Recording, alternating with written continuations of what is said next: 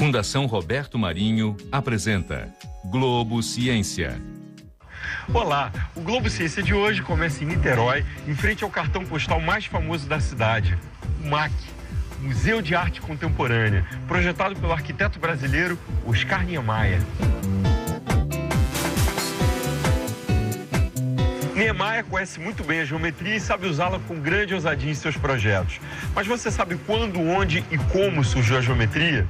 O Globo Ciência de hoje mergulha a fundo nessa fascinante parte da matemática que já tirou o sono de muitos cientistas.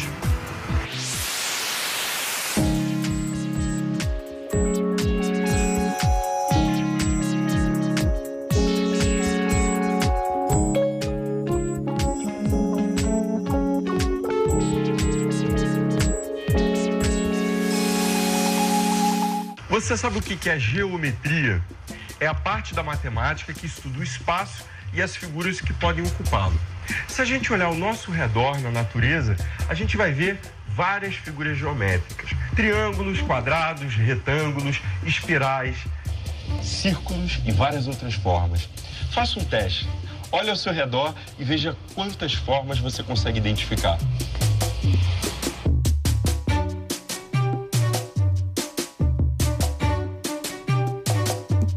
Agora você sabe de onde surgiu o estudo dessas figuras?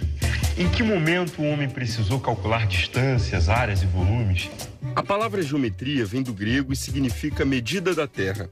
Mas bem antes dos gregos, as civilizações antigas, como a babilônica e a egípcia, usavam a geometria para medir as suas terras e demarcar limites.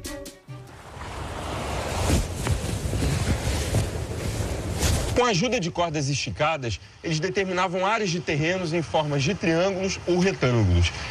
Embora tivesse sido utilizada pelos povos antigos, a geometria passou a ser objeto de estudo na Grécia. No século IV a.C., Euclides de Alexandria se dedicou ao estudo da geometria plana e definiu a noção de ponto, reta e superfície.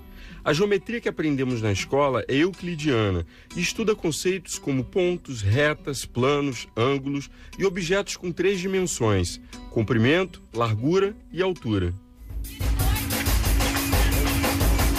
Nós vamos começar agora com uma fera em geometria euclidiana. Vem comigo. Eu estou aqui na Biblioteca Central do Valonguinho, da Universidade Federal Fluminense, a UF, e eu vou conversar com uma matemática e doutora em educação, Flávia Soares.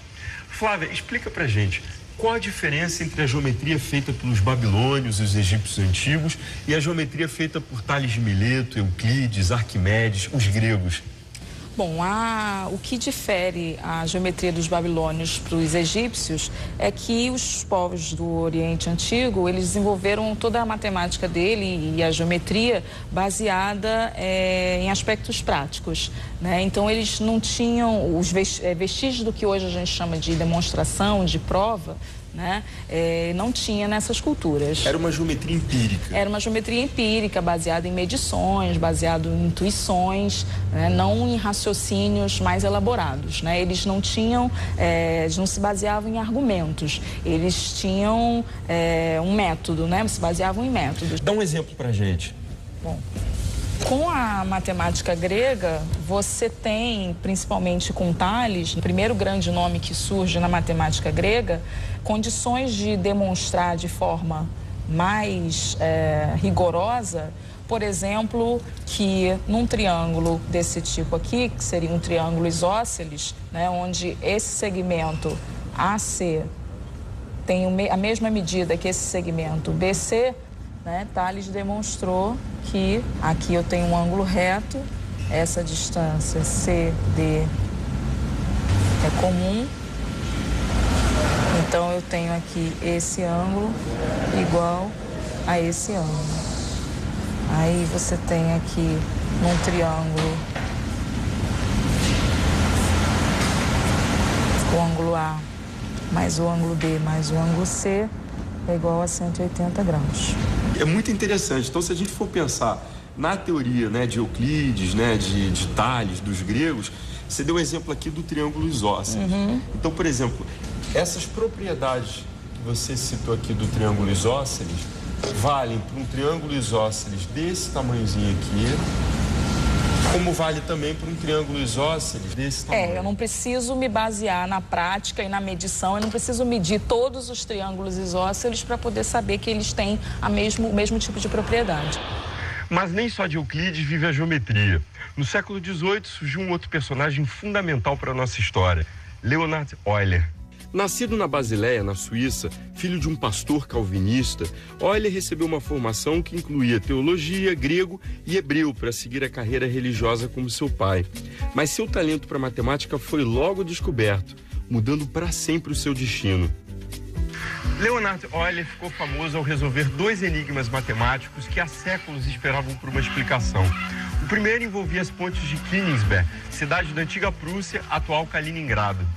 Os habitantes da cidade não conseguiam atravessar as 7 pontes numa caminhada contínua sem ter que passar 2 vezes por um mesmo lugar.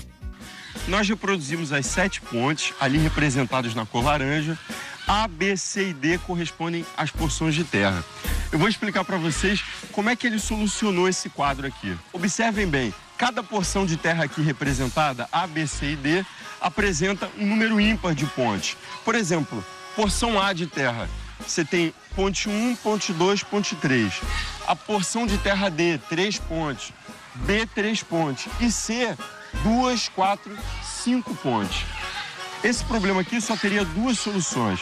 A primeira seria se o número de pontes em cada porção de terra fosse par, ou se houvesse, no máximo, 2 porções de terra com número ímpar de pontes. Vocês observaram bem? Acharam a solução? Sabe qual é? Você tem que eliminar essa ponte aqui. Quer ver?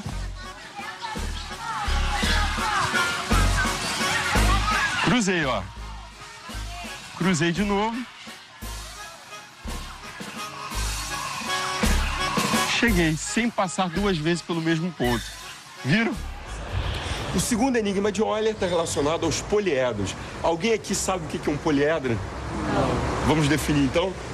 Poliedros, gente, são figuras geométricas formadas por 3 elementos básicos: arestas, vértices e faces, como os cubos, os tetraedros, os octaedros, entre outros. Faremos aqui uma experiência bem simples: construir poliedros com varetas. Para isso, a gente vai contar com a ajuda de estudantes da Rede Municipal de Educação do Rio de Janeiro, sob a orientação do professor Sérgio Luiz Martins. O que vocês propõem? Bom, esse grupo fará o tetraedro regular, que é uma pirâmide formada por 4 triângulos regulares. E o outro grupo, um octaedro regular, que é formado por 8 triângulos regulares. Mãos à massa? Mãos à massa. Bora. Tetraedro. Então, fez-se um triângulo.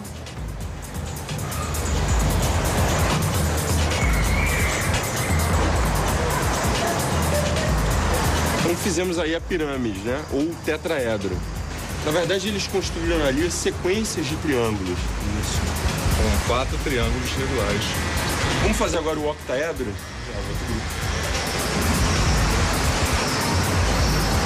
Ali já é diferente, a base é um quadrado. A base é um quadrado. Eles vão formar uma pirâmide sobre esse quadrado.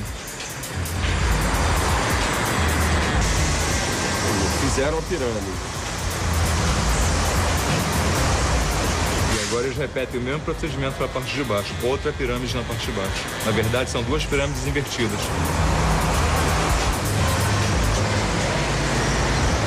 Muito legal, um pouco mais complexo, né? Do que o outro. Olha só, essa experiência aqui não foi feita ao acaso. Na verdade, a gente vai mostrar uma descoberta de Euler, que foi a seguinte: ele constatou que, independentemente do número de faces, existe uma relação entre o número de vértices e o número de arestas. Professor, eu queria que o senhor relembrasse para a gente primeiro o que é uma aresta, o que é um vértice e o que é uma face. Vamos lá. Aqui no tetraedro, vocês podem ver que o encontro dessas linhas todas se dá nesse ponto. Isso aqui é chamado vértice. As arestas são justamente as linhas que formam a figura. E as faces são os lados da figura. Daí ele formulou a seguinte equação: A mais 2 igual a V mais F. Vamos aplicá-la agora ao tetraedro. O tetraedro tem número de vértices 1, 2, 3, 4. Então vamos colocar aqui: V igual a 4. Número de arestas 1, 2, 3, 4, 5, 6. Então, A igual a 6. Número de faces, quero contar com a ajuda de vocês, vamos lá. 1, 2, 3, 4. Então, número de faces F igual a 4. Se a gente aplicar na equação, então a gente vai ter A 6 mais 2 igual número de vértices 4 mais o número de faces 4. 6 mais 2, 8 igual a 8. Deu certo aí. Fácil? Fácil. Agora eu quero ver vocês aí em casa fazendo esse cálculo para um rombicossidodecaedro. Enquanto vocês ficam aí calculando, a gente vai para o intervalo.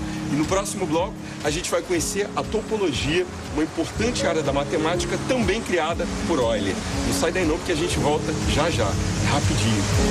A topologia é um campo da matemática que trabalha com figuras improváveis e superfícies que podem ser torcidas, esticadas, ou seja, que sofrem deformações. Enquanto a geometria euclidiana mede ângulos, comprimentos, áreas e volumes, a topologia trabalha com buracos de uma superfície e cavidades de um sólido, por exemplo. Em topologia, dois objetos são considerados idênticos se puderem ser transformados um no outro sem dobrar ou rasgar, como se fossem feitos com uma massa elástica. Assim, como uma criança pega sua massa de modelar e faz uma bola. Em seguida, ela transforma em um disco. Parece inacreditável, mas para um topólogo, uma esfera é igual a um cilindro e a um cubo. Mas onde a topologia é usada? Para que ela serve? Para responder essas perguntas, nós vamos conversar com um especialista no assunto. Eu vou conversar com o doutor em matemática, Paulo Guzmão, da UF. Professor, que figuras geométricas que a topologia estuda? Bom, então, primeiro, para responder a tua pergunta, eu vou dar um significado para a noção de dimensão. Bom, imagina estamos aqui nesse ambiente, tem a sala, o chão da sala, e eu vou traçar nesse chão duas direções que são linhas retas, uma que vai, digamos, direção norte-sul e outra que eu vou chamar de direção leste-oeste, tá certo? Bom, agora, por exemplo, se eu estiver olhando o meu chão como essa folha de papel, tá certo? Eu posso pensar que essas são as duas direções que eu tracei. E imagina que eu estou num ponto aqui e eu quero chegar num ponto que está aqui, tá certo? Eu digo, basta eu usar essas duas direções que eu consigo sair daqui e chegar aqui. Como é que eu faço isso? Por exemplo, eu ando nessa direção, porque eu estou andando ao longo de uma coisa paralela a essa linha, e depois daqui eu subo e ando na outra direção e eu cheguei no ponto. Seria paralela a essa. Seria paralela a essa. Você pode fazer assim também, né? Anda para cá e daqui anda para cá. Exatamente. Então o que a gente percebe é que quando eu estabelecer essas duas direções, de qualquer ponto a qualquer ponto, basta eu usar essas duas direções que eu chego de um lugar ao outro. Quando a gente tem esse tipo de propriedade, a gente diz que o espaço tem dimensão 2, porque precisa de duas direções para percorrer a distância, o caminho entre qualquer dois pontos. Então, falando em dimensão 2, aí objetos de dimensão 2, que a gente chama de superfícies, a esfera é uma delas, o plano é uma superfície também de dimensão 2. Se você pensar numa boia essas que a gente entra dentro e mergulha na piscina, a superfície da boia é uma superfície, é um objeto bidimensional, embora ele viva aqui no espaço tridimensional, mas é aquela mesma coisa, basta duas direções para você ir de um ponto ao outro usando somente essas duas direções. Então são o que a gente chama de superfícies. O que o topólogo pretende sempre fazer é classificar, ou seja, conhecer todas essas superfícies, por exemplo, no caso de dimensão 2. A topologia é matemática, não é geometria. Na verdade, a topologia e geometria são áreas distintas na matemática, como agora com interseção profunda. E, na verdade, a topologia é muito mais nova do que a geometria. A topologia data do século XIX, tá certo? E a geometria tem milênios, né, desde Euclides. Então, quer dizer, são áreas distintas, mas com uma interface muito grande. E é isso, né? Uma precisa da maneira de medir distâncias, que a gente chama de métrica, e a outra não precisa disso. A gente está trabalhando só com as formas. Agora uma pergunta. Você sabe qual é a soma dos números inteiros de 0 a 100? Você acha que um garoto de 10 anos conseguiria responder isso assim, de cabeça? Só se esse aluno fosse Carl Friedrich Gauss, um dos maiores gênios da história da matemática. Eu te explico. Um certo dia, um professor chamado Büttner lançou esse desafio em sala de aula e Gauss quase de imediato achou a resposta: 5.050. O professor, estupefato, ofereceu-se então para pagar os livros de aritmética desse aluno prodígio. E assim começou a brilhante carreira do matemático que, entre outras descobertas, imaginou o espaço como sendo curvo, contrariando a teoria euclidiana do espaço formado por linhas retas.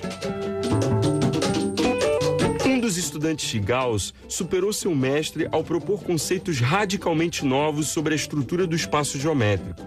O alemão Bernhard Riemann subverteu totalmente as fronteiras da geometria tradicional, postulando espaços fantásticos de 4, 5, 6 ou mais dimensões. Já que estamos falando em gênios da geometria, não podemos deixar de fora o francês Jules-Henri Poincaré. Poincaré, além de grandes contribuições, deixou em aberto no início do século passado o que foi considerado um dos maiores desafios matemáticos, a chamada conjectura de Poincaré. Em termos simples, essa conjectura afirma que a esfera é o objeto mais simples em qualquer dimensão. A resolução desse problema levou quase um século, sendo completada por um matemático recluso que não fala com a imprensa e não aceita prêmios, o russo Grigori Perelman. E hoje, o que há de mais moderno quando falamos em geometria? As ideias do espaço curvo e de diversas dimensões do nosso amigo Gauss abriram caminhos para que cientistas do nosso tempo criassem uma teoria chamada supercordas. Nessa teoria, as partículas elementares, como elétrons, quarks e fótons, são vistas como diminutas cordas vibrantes, como as de um violino, e o espaço tem inimagináveis 10, 11 dimensões. Onde estariam, então, essas dimensões extras que não podemos enxergar ou perceber?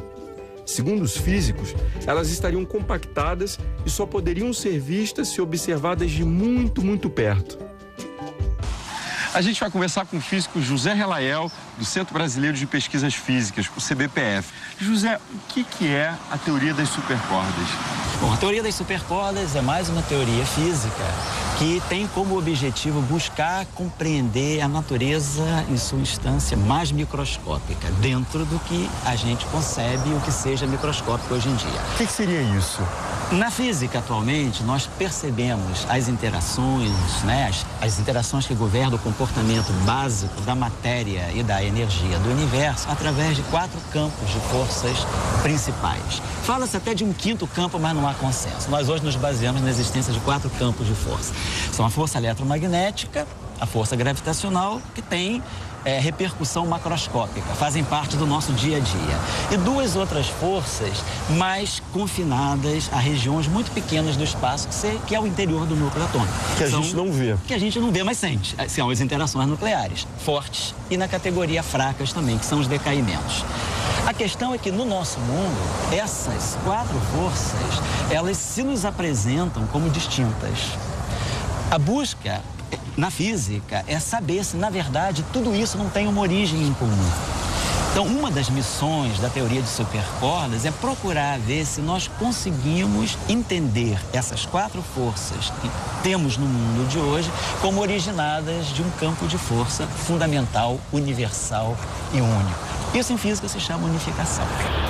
Além de apresentar uma resposta unificada para as várias perguntas que fazemos sobre o universo, a teoria das supercordas nos apresenta um mundo totalmente novo, pronto para ser descoberto. A gente encerra o programa por aqui e até a próxima. Tchau!